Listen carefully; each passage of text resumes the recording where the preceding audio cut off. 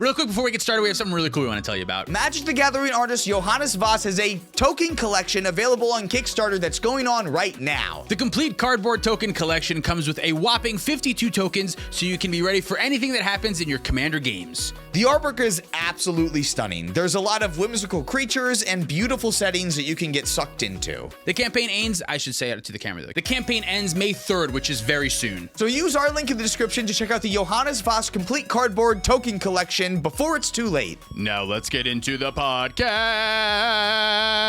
Oh, we're still doing that? 1, 2, 3, 1, 2, 3, 1, 2, 3. 4, 5, 6, 7, 8, 9, 10, 11. Yeah, that should be good, right? That looks all right, normal, I would say. All right, cool. I like when it's all right and normal. I also like when it's not all right and normal. A little abnormal never hurt anyone. Little abs. Sounds like something my wife tells me all the time.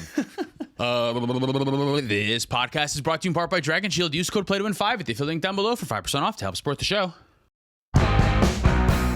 Welcome to the Play to Win podcast, where we talk about winning in cEDH. I'm Cam. And I'm Dylan. This week we are doing a Q&A. Popping a quick Q, popping a little A. Las Vegas is coming up. Magic on Vegas is coming. So due to the schedule being a little shifty, we're going to shift it on over to a little Q, little A. I love that. I'm also realizing that if I'm going to do an arms thing, I should probably start working out a little bit. Don't want to show off those little chicken wings. Yeah, the second that I extend them out and you can see exactly how small they are and how pasty they are because they blend in with the wall. Maybe you can't even see them. You can't see them at all. So I think you're safe then. All right. Now that I'm feeling safe and secure, I can start answering questions. We asked our Patreon if any of our patrons had any questions for us. That's where we're getting these questions. Have you assembled a list? Are we just running through? I would love to list the names of the people who asked the questions, give them a little shout out. I assembled a list of them, and I also included the names of the people who asked Wonderful. the question in them. Yeah, so I got some pre-selected ones so that I don't just sit here in silence trying to scroll through and find a question that we haven't answered before. Good call. Yeah, there are also some hypothetical questions that we tend to avoid, so I'm sure you maybe skipped on some of those. I also avoided a lot of the hypotheticals and a lot of the what cEDH card do you wish was cEDH? I don't wish a ton, I'll be honest. I'm a doer. Yoda said that. I was going to say, it sounded like someone on LinkedIn said that. All right, so Kyle Milton wants to know, how prevalent is Turbo in cEDH? I know Play to Win talks about it and runs it, but when you guys talk about decks that are winning tournaments, they never seem to be Turbo. Like Ragishai, Ulalek, Aang, Kinnan, etc. I think that's a little bit of a recency thing where we've been highlighting strange decks, and particularly recently. It is true that we are a little bit Turbo slanted. Our local meta, I think, is very Turbo oriented. A lot probably of decks because they listen to a lot of Play to Win. Probably because they listen to our ship. So I think it's a little bit more skewed for that aspect. But I do think Turbo is, like, it plays a big part of the meta. Roxai is a very powerful, prevalent deck. So is Ral, so is Atali. Even the best deck in the format, Blue Farm, has the ability to go pretty quick if it needs to. So how prevalent is it? I don't know. It's kind of hard to say. I would say, like, moderately. I don't know that we're in a Turbo meta, but I don't think we are definitively in a Ristic Study meta, as some other people say. I think we're in a meta that has elements of both of those things. I feel it's kind of balanced. I feel like it's kind of balanced too, but I also feel like maybe that is just because of the amount of Turbo that we tend to play and, like, play against too. Every pod that I play in, there's a Turbo deck in it. It's me. I mean, so there's always a Turbo. There's always a Turbo deck in all my pods. Me too. If it's not me, it's you, right? Yeah. For the most part. But I feel like when I go to a tournament, a lot of the times I feel like I'm the only other Turbo player in the pod if I'm not paired up against another Atali player. Yeah, that's fair. We also don't go, honestly, to a ton of tournaments. Tournaments happen on the weekends, and that's when we film a lot of our content. So, like, it just often doesn't really work out for us to be at a ton of tournaments. That's true. But we do see a lot of tournament results, and we do a lot of locals. We do play a lot of cEDH with a ton of people. I think it depends. I think on certain local metas, the meta is going to look a little bit different. In certain areas of the country and the world, the meta is going to lean more towards one direction or another. Whether you're in Swiss or whether you're in the top 16, that's also going to change things a lot. It's kind of hard to say, but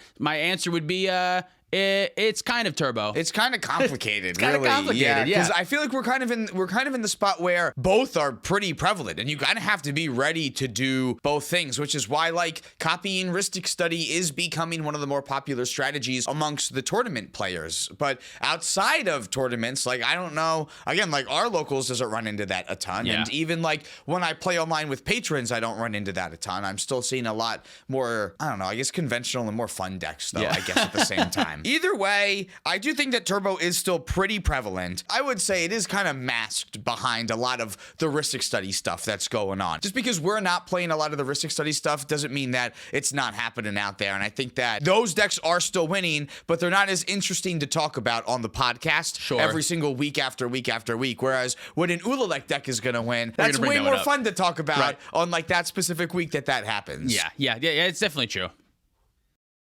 I don't know. That's what I have to say about that. Galvatrix says, how do you guys choose what decks to build? What about a card piques your interest enough to want to put a list together? Do you have an answer for this one? Yeah, if it's powerful. And I think if I think you can win a lot. Yeah.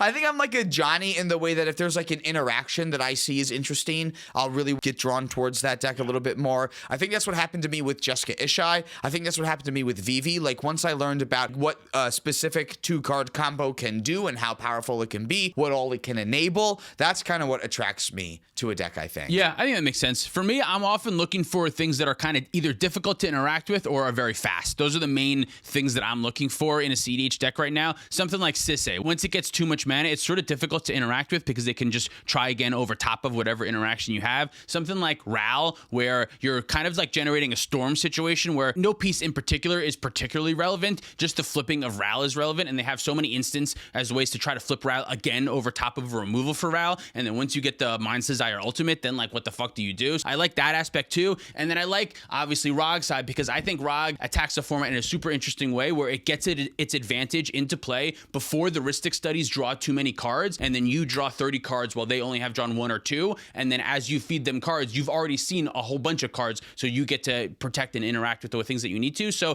things that like attack the format in a specific way, things that are like good into Rhystic Study, things that are difficult to interact with, things that people don't quite understand what to do against, that's normally stuff that I'm looking for. It sounds like right now, that's what makes that really good. Yeah, but it sounds also to me like if the meta shifted, another deck that also piques your interest that attacks the meta in a strategic way that can win the game in a certain similar style, I guess. Yeah, I'm looking for something that is difficult to interact with. That's the broad scope of what I want. Difficult to interact with. Right now, I think that is Ad Nauseam and Necropotence early on before Aristic, or I think it is Sisay where the lines are complicated and confusing and you can go over top, or the lines are Ral where you can just like keep on going and no one piece in particular is super important. I feel like in the past, like Birthing Pod is a great example of this for you too. Like you historically have liked this where Birthing Pod was like just a 1-card win condition that after it resolved, you didn't need to cast any other spells. You could just win with that. That was really nice because at the time, Rule of Law was very prevalent. And I thought that resolving a Birthing Pod into a Rule of Law meta was pretty good because I only need to resolve 1 spell. I can win through a Rule of Law and other people can't. So I thought it was really good at the time. Rule of Law is much less prevalent now, so that Birthing Pod I think is a little bit less relevant. But that's the main thing I'm looking for. I think a lot of times people get a little bit sidetracked with trying to win in a way that is like mana efficient. And that is important, but just having something that's mana efficient isn't always everything. So like a good example of this is Witherbloom Apprentice and Chain of Smog. That's a 4-mana win condition. It's pretty mana efficient. That's pretty good. But it's pretty easy to interact with because you can just kill the Witherbloom Apprentice and you have to go Hellbent to do it in order to get it to go off. So it's like easy to interact with. It's not difficult to interact with. So just having something be like mana efficient, that's not really good enough. It has to be like difficult to interact with, almost confusing to your opponents on like when the exact right time is to interact with. Kinnan is pretty good for this because the time to interact with Kinnan is like when Kinnan is on the stack. You know what I mean? Like, or like just to kill one of the Birds of Paradises or something. Like it's way before it gets to the point where Kinnan's putting a win on the stack, because by the time Kinnan's trying to go for a win, it doesn't matter what you have. It's if you too didn't late. wrath the board at any point, you're not going to win. Sisay is the same thing. Like sometimes in Sisay, the thing that you need to counter is the Ragavan because it's a red pip. And once the Ragavan resolves, well, now Bloomtender can tap for 5 and your counter spells don't do anything anymore. So like it's kind of like difficult to know exactly when the right thing is to interact with. And that I think that's what I'm looking for a cEDH deck. I think that makes a lot of sense. Right? Yeah, that speaks to you quite a bit, I think. Did you answer the question? You did, right? I did, yeah. Okay. I did. So we can move on to the next question then. Cross that one off. Zach Canner says, as someone who used to play competitive 60-card formats at the highest levels, there was obviously a specific testing process for sideboarding and certain matchups. As I transition to the cEDH world and play in my first event this Saturday at Cloud City. Nice. Heyo, hell yeah. My question is, how is testing for an event for cEDH different than 60-card formats, and what do you guys do to prepare for it? Well, Zach, I'm glad that we're answering this question a week too late. Because by the time you're watching this, it's already after the tournament. But I think it's similar and different. The biggest way I think is that To me, we're like kind of always training for the next tournament. I'm always like playing with the intent of trying to learn something out of every game so that I'm always sort of testing. That's what I'm doing. That's what I'm playing for, is to try to gain information. But there is a difference in that there's no sideboarding. There's nothing like that. You do have to kind of understand like the matchups and like what your role is at different matchups. But as far as like what the testing goes, I think getting good testing, like practicing against players who are just as good as you or better, ideally, that's who the people you want to be playing against, but also trying to look to learn something out of each of your games. If you can try to figure out like, what could I have done better? What could my opponents done better? And sometimes I think it's good practice in testing to let your opponents know, like, you should do something here. Like in a tournament, a good player would do something here, like, and not try to like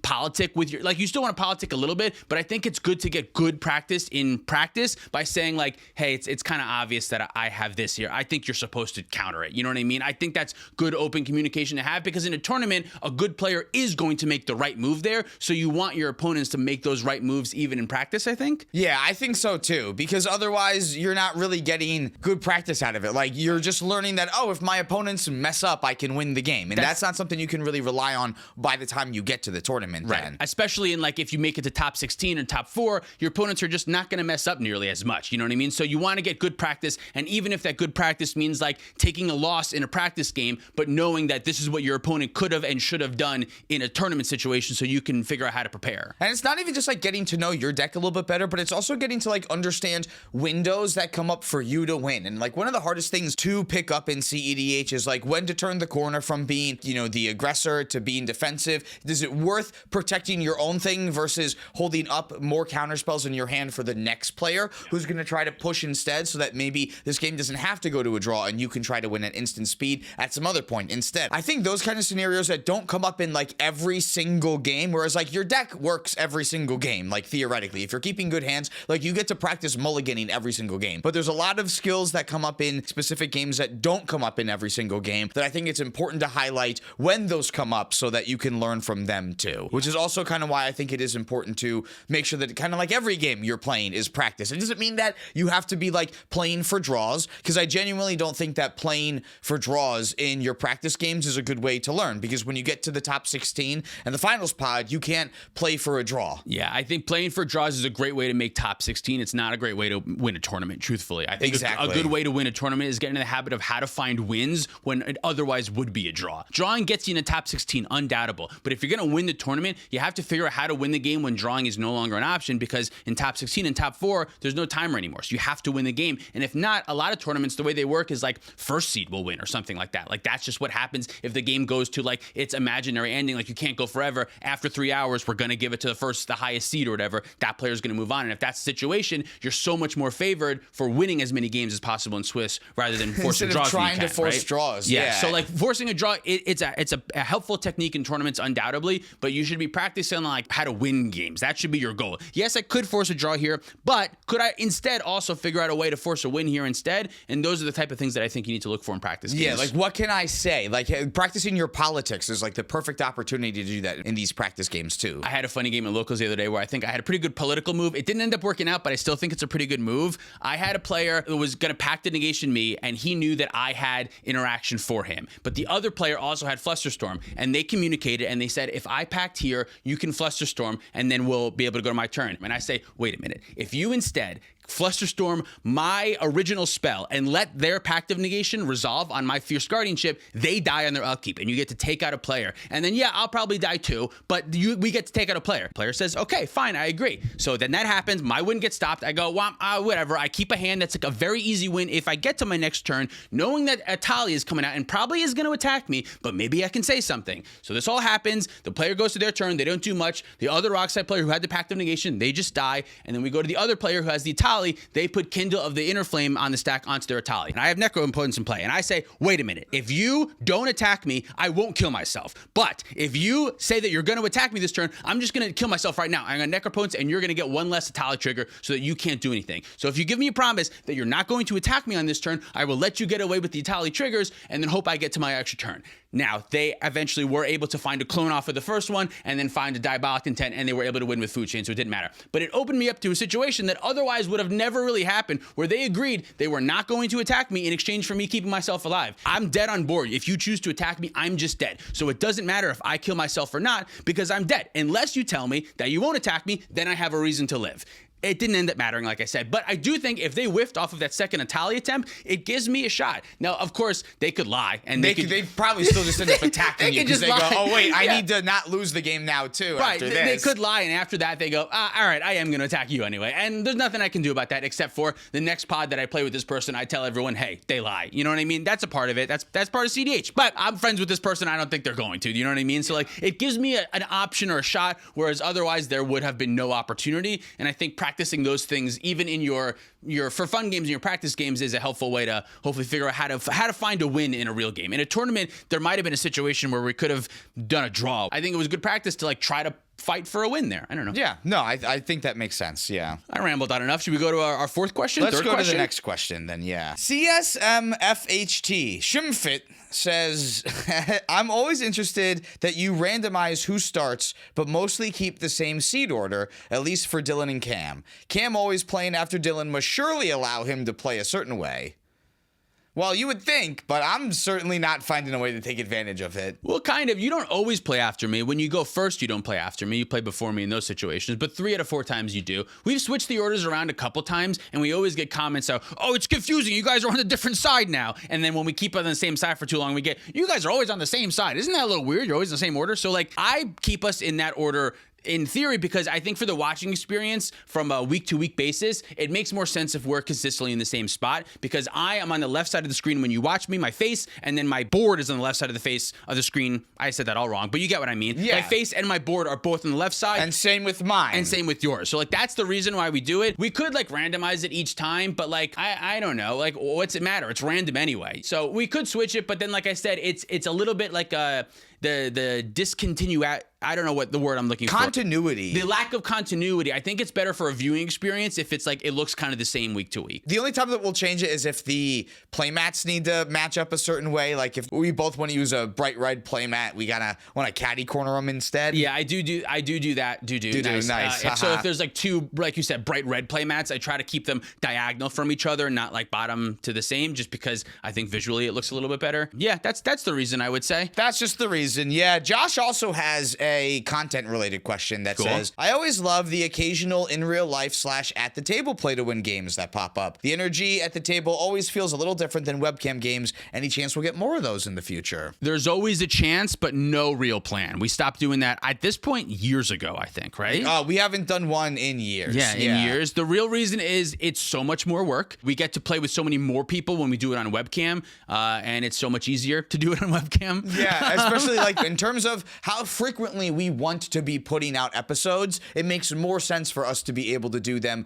over webcam than to try to get everyone to one specific location. When people are all in the same room, the room gets all hot. You have to have kind of like a studio, and we could do like a whole studio setup, but personally, I don't know. I don't think that the game really is that different. And we have noticed on views wise, it didn't make a difference. No one cared if we were in person or if we weren't. So the views doesn't make a difference. The vibes might be a little bit different, but like, just tell me if I'm not funny over webcam, guys. If all the numbers are the same and it's just like so much easier and less time consuming to do it over the webcam, we lean to that direction. Because I don't think it actually, for me personally, I don't think it loses any quality. If anything, I think it's kind of easier. Sometimes when it's in person, the microphone things gets a little bit weird. I use my phone to film. Sometimes my phone dies, or we've had that happen in a situation where I didn't realize that the phone died. So we would have to get like a producer to like watch the cameras as we go. Because when we film the podcast, the camera's right here. So like I can see me. We can see that it's recording. I can double check and shit. But you would like have to stand up on a chair and like look to see if the camera's recording. It was a whole hassle. And like, yeah, we could, like I said, we could go out of our way and do a studio thing. But at this point, like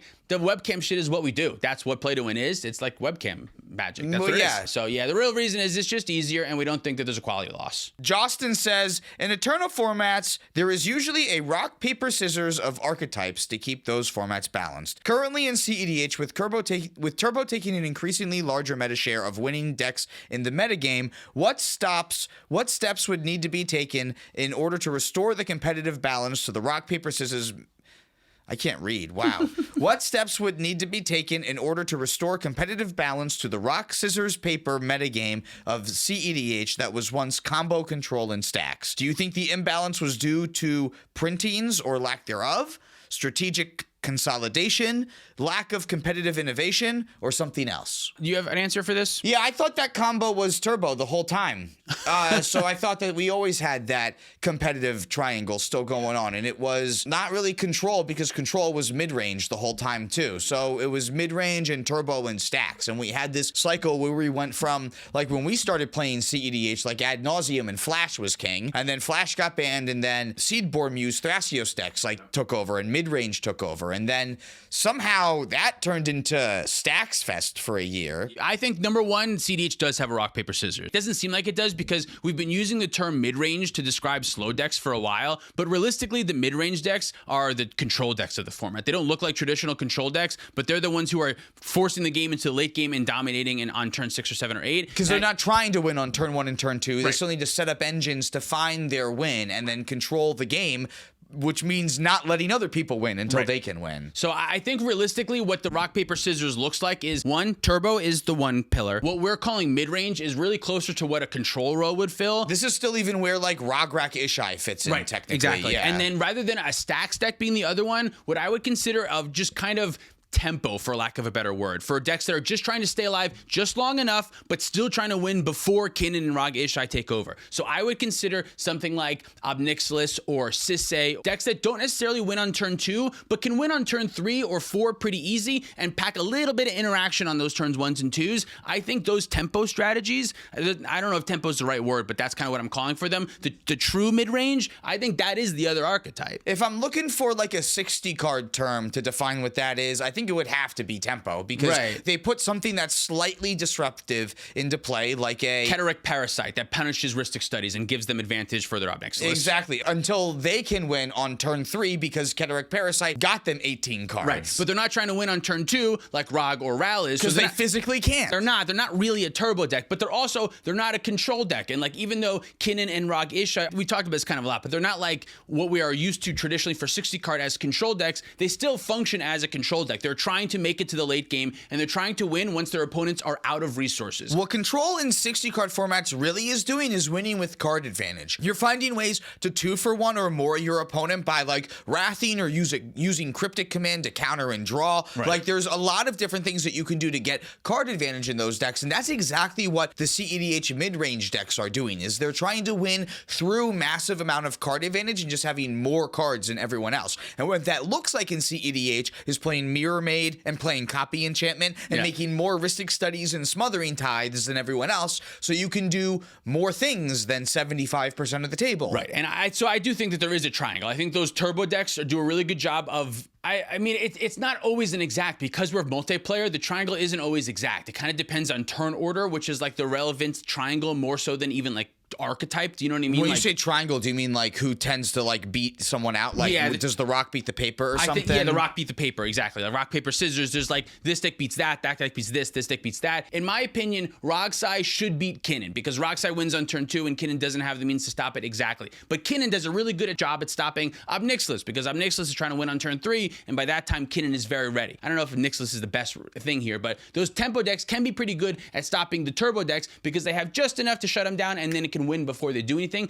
But it's so much more than that because of turn order and because of seeding order and because of everything else. It's not an exact triangle, because where Rogsai is at this table changes the dynamic completely. Do you know what I mean? Like, it doesn't necessarily mean that Rog is always going to be Kinnan, because if Rog goes last and there's 2 Kinnans in front of Rog, all of a sudden Rog's way to win is not as favored for the turbo deck. So it depends on seeding order, and it depends on pod composition, because it's not just 1v1, it's you're versing 3 other players. Yeah, I would also like to say that Stacks is probably in the tempo category, because deafening silence slows the game down until you can win. I guess, yeah.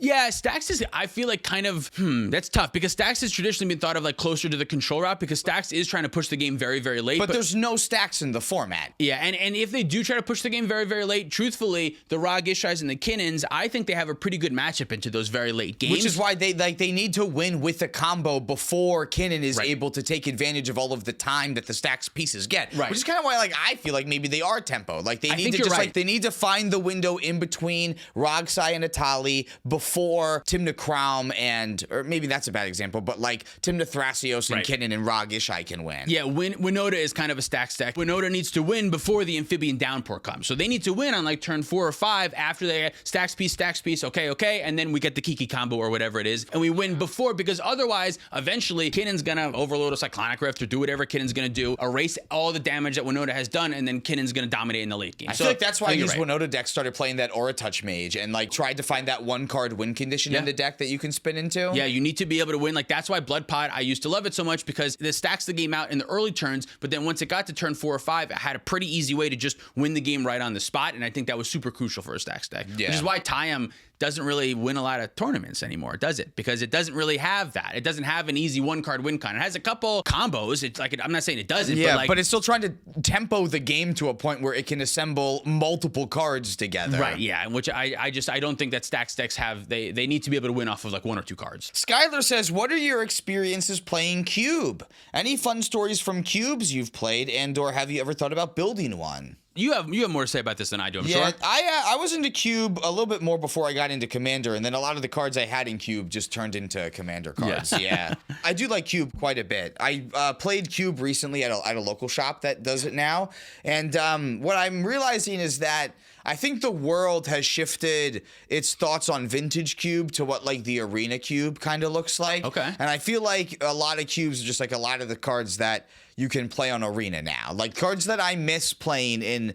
cubes are like Opposition. Specifically, yeah. not Opposition Agent, Yeah. but like you would never see Opposition in a cube anymore, and it's way more like creature oriented. Whereas like I like Cube for like the old, really powerful non-creature spells that you would get to play, and I feel like now the best thing to do in Cube is just like play a bunch of really good on-curve creatures that have ETB triggers that are also spells. Like it feels kind of way more powerful to do that instead of like try to draft a synergistic reanimator deck, because a lot of their good reanimator pieces have been taken out. There's like way fewer of them defined because it's just like a bunch of value creatures that are shoved into the cube now. So you're not as big a fan as you once were, maybe. Yeah, I think there's a lot of older iterations of the cube that I way more prefer than some of the more newer renditions. And again, I think a lot of the limitations have been, well, there's a lot of cards that just aren't on Arena, and if we're basing a lot of the cubes based on where most cube is being played, which I imagine is on Arena now, I think that's the cube that people are going to model it after. Yeah, or Magic Online, but probably more Arena, I would say, right? I think Arena has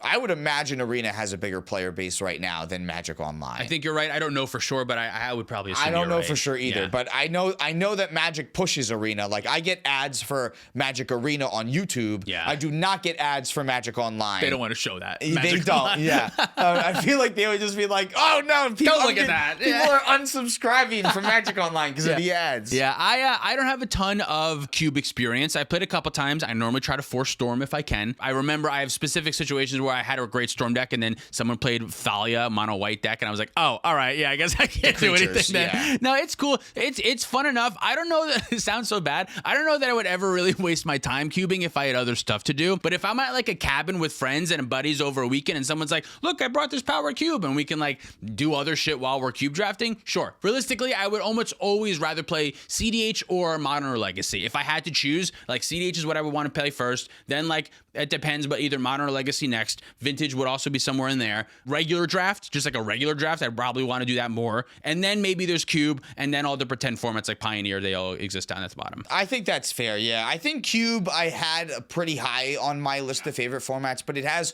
slowly been going down the more creature-oriented the Cube has become. I think the part of Magic that I love the most is like working on my team and modifying my team. You know what I mean? Like I want my deck that I put the thought and the resources into, and every time I learn something different and I can modify how I play my team, my deck. Whereas like when I draft, it's like, oh, fuck, I'm forced into playing stupid Selesnya because I got 2 really good green and white cards, and damn, I can't turn Bastis up, but now I have to play this archetype that I hate. Whereas, like, if I could just, like, make my own deck, I could, like, play all the cards that I want to play. It sounds like you should draft more so that you don't get stuck with whatever colors you feel like you have to be in. I feel like I can't not pick the best card in the pack. At least, like, pack one, pick one when I see something really that's good. fine, but you don't have to, like, build the rest of the draft around that. If you see that, like, it's You can not... pivot. Yeah, I guess I don't know when to pivot. Early maybe. on, if you know this is not coming together, but you're seeing another deck go around, It's go not to even that. deck. It is coming together. I just don't like playing green-white deck. You know what I mean? Like, oh, I'm getting all these green-white decks. Fuck, all right. My deck is good, but I'm have still to play gonna this. force Storm because I know,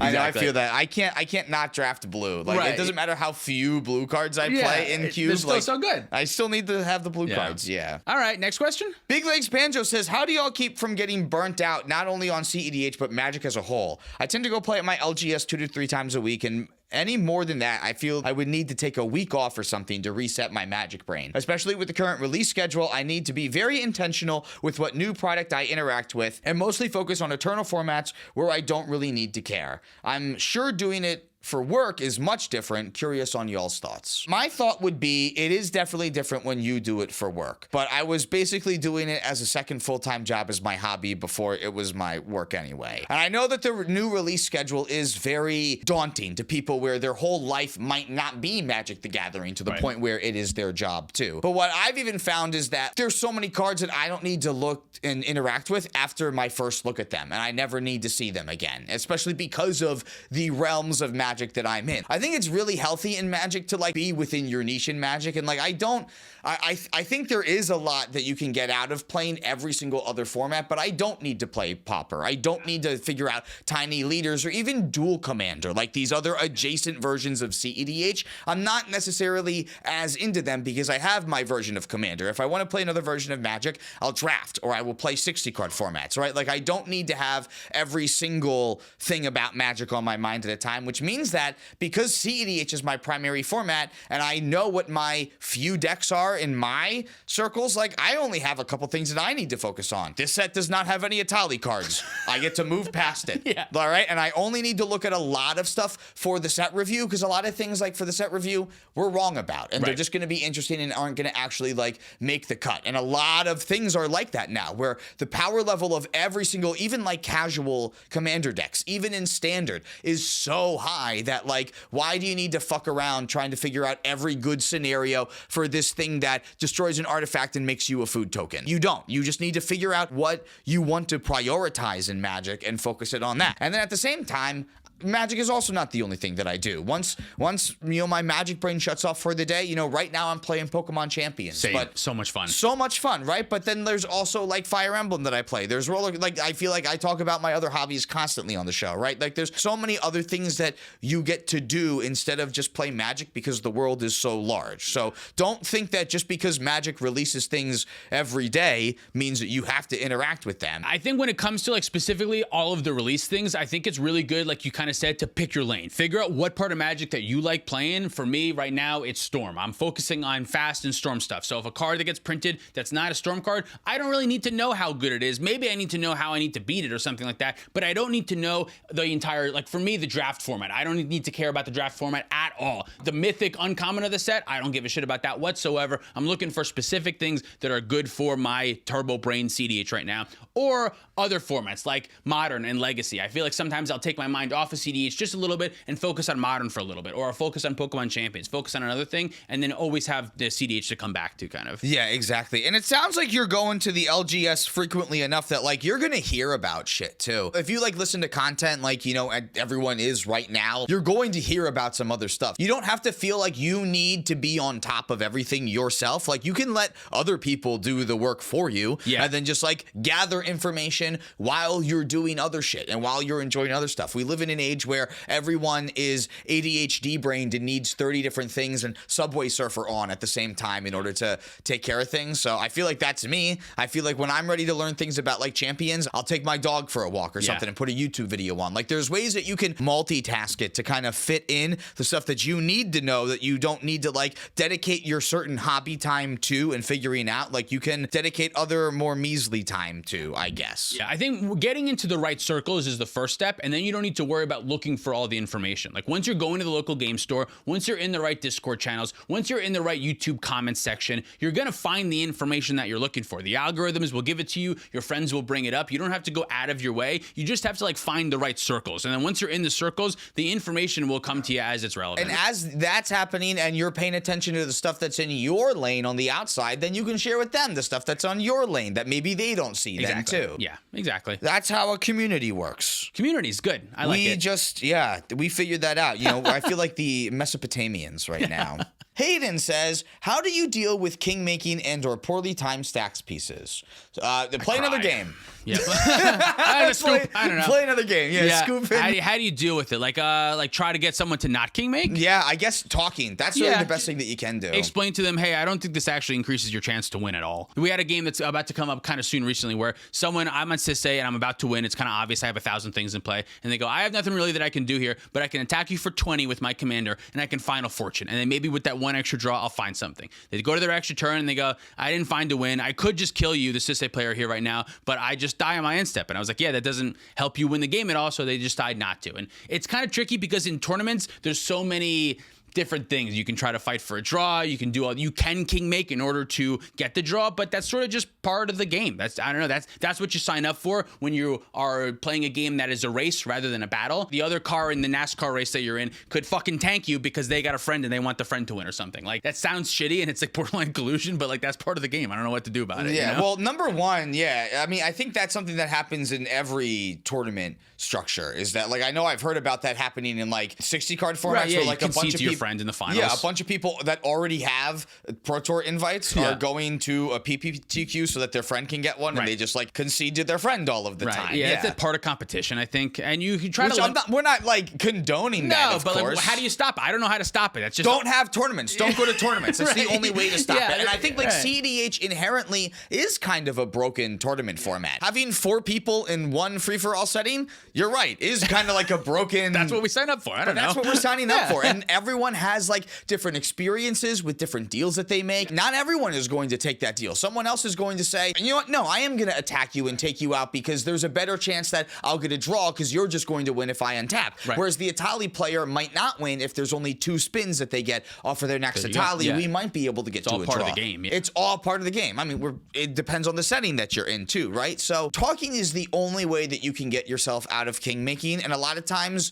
you can't get out of it because the kingmaking scenario that comes up is you're in a tournament, someone's presenting a draw, and it makes no sense to not take the kingmaking draw scenario instead of like letting someone else win. It would be silly to do that. And sometimes it's hard. Sometimes what you should have done is something different 2 turns ago. Like right now that the kingmaking situation is here, there's nothing you can do now. Nothing you can do now, but like you should have pushed like 2 turns ago, or like you shouldn't have let the smothering tithe resolve, whatever it is. Right, yeah. And I think that's helpful too, of noticing like, okay, I can't do anything anymore, but had I countered that smothering tithe, this might have been avoidable. I might have been in a situation where we didn't have to draw right now. I could have done this and I didn't do that. Right, think about like the opportunity cost of the previous things that you did in the game. Not everything is about the current moment that you were in. Sometimes it's like other moments. It's like, oh wait, something else happened that led up to this. Yeah. Aaron Cybertron Zhang is one of the best examples that I have of like, for me trying to like learn how this comes up, because at the end of every game he goes, 4 turns ago I lost, and this is how I did this. Yeah. Even when he wins, he's like, I could have won a little bit quicker had I done something. It would have been safer had I done something a little bit different on turn 2. I still won the game, but he still takes a lesson. And I think going back to like testing with your friends and like testing for tournaments, that's like the most important thing. If you can like learn a little thing out of each of your game and realize like, oh, I could have won a little bit better or more safely. Especially when you win by like something lucky, like because someone was like demonic consultation flipped their underworld breach in the top 6 or something, right? Like, well, I should have lost there probably. If you win that game, you can't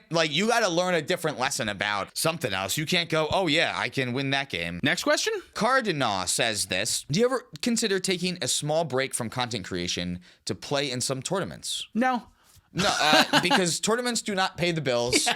And content creation does. And even if tournaments paid, a lot of them pay in store credit or in underworlds breaches or underground seas, which is cool, but that's extra steps in order to try to make money off of that, and that doesn't work. What we do is content. What I'm interested in is content. Like, I sometimes joke that like I'm barely even a cEDH player. I'm a content creator that makes cEDH content. Honestly, because if I tried to be a tournament grinder, I think I would just end up being disappointed all of the time. Is the other thing. These results are pretty consistent with the content. At least for us specifically, we got kind of lucky I think we formulated a good community. I don't think formulated is a word, but you know what I mean. Like it's consistent. This is what I like doing. What I enjoy doing is creating content, and not to say that I don't like tournaments. Playing cEDH is fun. Making content about cEDH is fun. Tournaments are cool. I'm happy they exist for other people. I do like playing them when I can, but I genuinely like casual cEDH more than tournament. I think cEDH. so too. Yeah, I think so too. I've played enough of both at this point to kind of know. Right, yeah. Not to say anything bad about tournaments. I think they're awesome, and especially for the health of the format, the cEDH tournaments need to happen. If I didn't like tournaments, I would say we should stop the Play to Win and Cloud City tournaments because I don't want to go to them, but I love them. Yeah, exactly. So no, I don't have any thoughts of like slowing down the content creation. I've kind of locked in on this forever. Like this is what I'm doing forever. And plus, if you take a small break from content creation, you never come back from it. And some people do a little bit. I'm not saying that you can't. Yeah, but we've committed that we will post a video every single Sunday forever, and every single Friday forever at least. We're locked in forever. That's just what it is. Yeah, and if even if there's an emergency, you're getting fucking something. Yeah, another Q&A.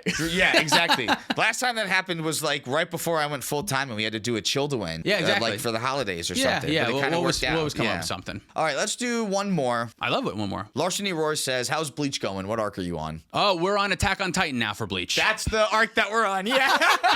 Yeah, we finished Bleach. We're on Attack on Titan right now. We finished Bleach as much as we could. The final season of all of Bleach is coming out this summer. We're waiting for the dub, right? I'm waiting for the dub, but it comes out like a week later than the subs. Yeah, we're up to date. Yeah, that's what I mean. But we're up to date, and probably by the time we're done with Attack on Titan, that will start, and we can do that. Where are we at Attack on Titan right now? We're in season 4 of Attack on Titan. Spoilers. So we'll say where we are. Spoilers if you're watching. It came out forever ago, but Eren just used the Jaw Titan to take the Warhammer Titan's power. We're like right around there. We're like just after that event. Well, we got all of the flashback stuff that led up to that then too. Yeah, we're doing all the flashback and so stuff now we're getting caught back up to. We're realizing that Eren is a fucker. Eren's a little fucker who kind of wants the rubbling to happen. Yeah, we've known for a while now, but every episode it's like, oh, Eren is fucking piece of shit. We're still watching things that I have seen. The only thing that I have not seen of Attack on Titan are the final 2 movie season things. Yeah, which are like they're so fucking cool, dude. I know, it's like the final finality of everything. They bring it all together. Exactly. So I really can't, and I know some stuff. I was literally watching something this morning that gave me not like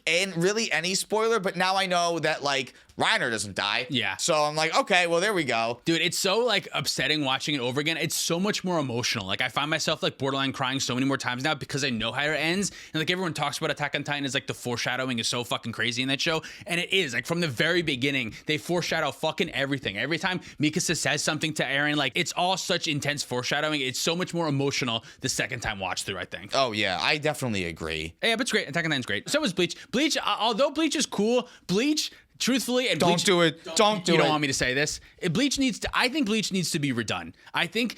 Oh no, you can say that. Oh, I thought you were gonna say something else. Nothing about the boobs. No, that's a different thing. But Bleach is fucking awesome. It's so cool. The rule of cool is to the 11th degree. Every character is the coolest looking character you've ever seen. The powers are so cool. But you can tell the anime was like mainly done in a time where they were like censoring what the manga was, and it was like they were trying to gear it towards children. It felt like when they didn't necessarily need to be geared towards children. No. And there's a lot of filler, which is fucking annoying, and we had to skip through a ton of it. And there's a lot of like drags at moments where it doesn't really need to drag. And I feel like comedy's not funny. Comedy is not good. I know Bleach comedy is not good, but like the action scenes are undoubtedly cool. All of the character designs are like for anime. The character design for Bleach is 10 out of 10. It's the best. Right? The 1,000-Year Blood War is just like peak anime in every degree. The 1,000-Year. I wish they redid the rest of it in the style of 1,000-Year Blood War. Exactly. 1,000-Year Blood War is undoubtedly cool. Like the pacing is pretty much fixed. Everything is cool. The characters, all of their fucking swords are fucking awesome. But like in the beginning, it's like I don't know. It's like we gotta get through this. We gotta get through so much. Yeah. My new thing with Bleach is like you read up through the Arrancar arc, and then after you get past that 1,000-Year Blood War, you watch. Yeah, that makes more sense. And like Fullbringer,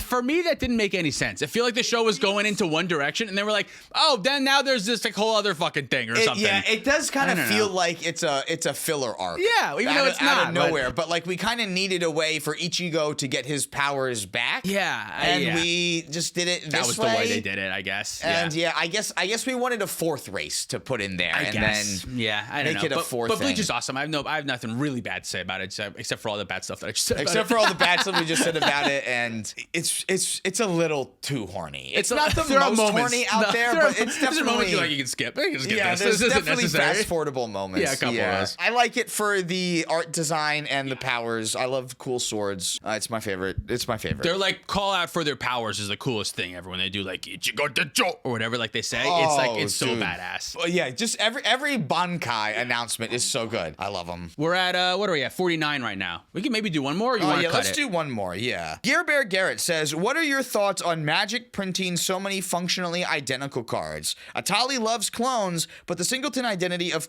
Commander seems less and less pronounced with the current rate of sets and similar effects coming out per year."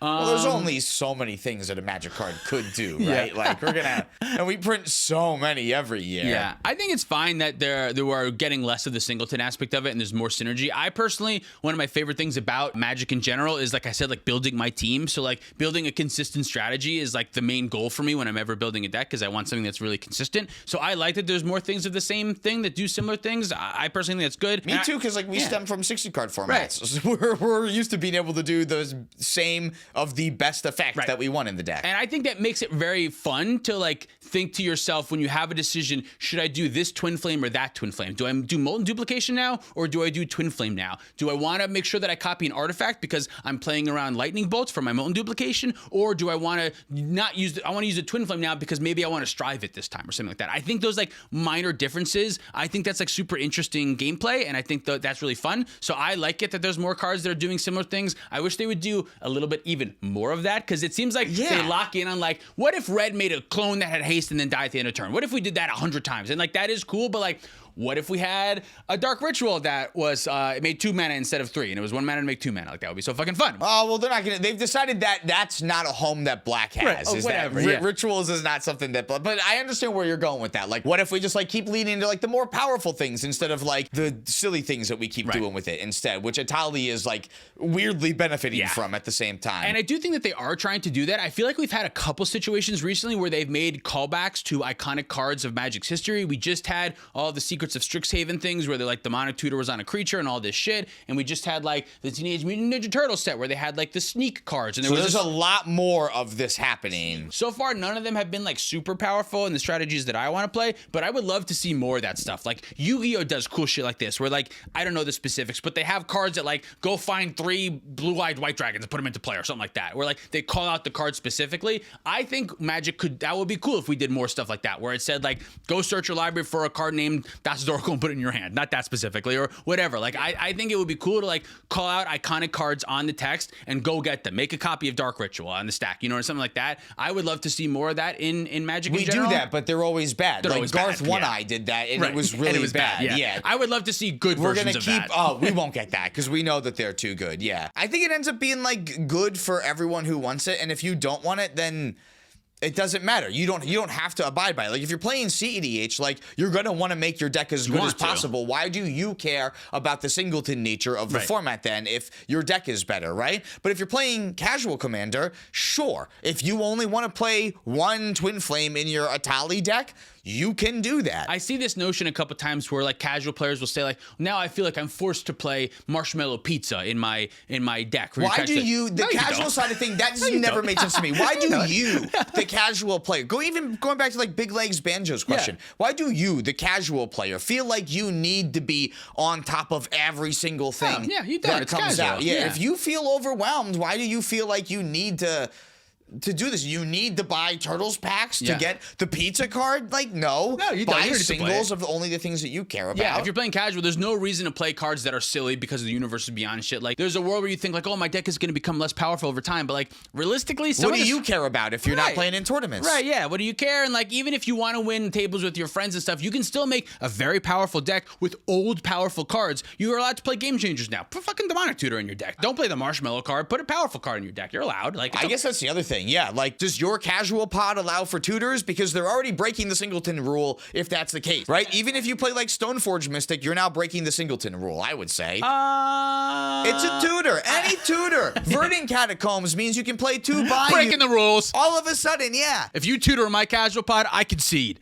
if you the second you crack Evolving Wilds, I'm done. Yeah. Yeah. So if you play Evolving Wilds in your deck or 2 basic lands, there goes the whole singleton thing. And I don't know. Which came first, the chicken or the egg? The egg came first. Well, yeah, because the chicken came from another bean. It came from a Talia. The egg hatched from something that was like a chicken, but not really a chicken. Yo, in the future set, we're gonna go to a set that's 65 million years in the future, and a Talia is gonna be a chicken. Oh, that's funny. Yeah, we That'll should do be that. hysterical. A chicken. Yeah. That's good. All right. Any other final thoughts? You noticed my shirt? Rachel got it for me. It's a Chihuahua. I did. I do love that shirt. That is so sweet. Thank you so much for watching. If you'd like to support us directly, you can do so on Patreon, like our $100 patrons. Mac the Mad Seabass, Not Careth, Bob the Skull, Davisher, Abyss AA, Peggy, E4 Cards and More, Red, Finks MTG, Wandering Around, Mike H, Tom Bieber, Cumulative Upkeep MTG, Nathan Cohen, Mr. Jerby, Okie Toad, Penguin Man 0089, David Newman, Johnny Never, Omelette, Rocky Hall, Pat Fires, Spangler, Larceny Roars, Your Boy Blue, Sparky B, SC Phillip, Bowling Groupie, Zach Hartley, Big Legs Banjo, Reactive, Sean on the Ice, The Works 472, Gabriel Garrett, Mace the Ace, Luke Cook, Connor Zippon, Joshua Day, Demon of Raspberries, Peter Stewart, Corner Wild, Uncle Butts, Duke Loot, Quadja A. Hamid, Scott Hawk, and Baby G-Bus. If you want to pick up any of our merch, you can do that at playtowinmtg.com. Thanks, Dragon Shield, for supporting the show. Use code PLAYTOWIN5 at the affiliate link down below for 5% off. You can follow us on the internet for more content. Thank you for watching. See you next time. Max UE, Bub Russell, Devin Morrow, Ruby Supreme, Willow 2998, Turtle 99, Rick Sharticus, Taizo Kitagama, Mick Saucy, Meta, Ben Finelli, Jason Brooks, Safarius, Vietnam 69, Sarcastic, Mystic Muffin Man, Zachary Coulson, Dalton Poteet, Jan Wildthing, Thomas Bueno, and David Nelson.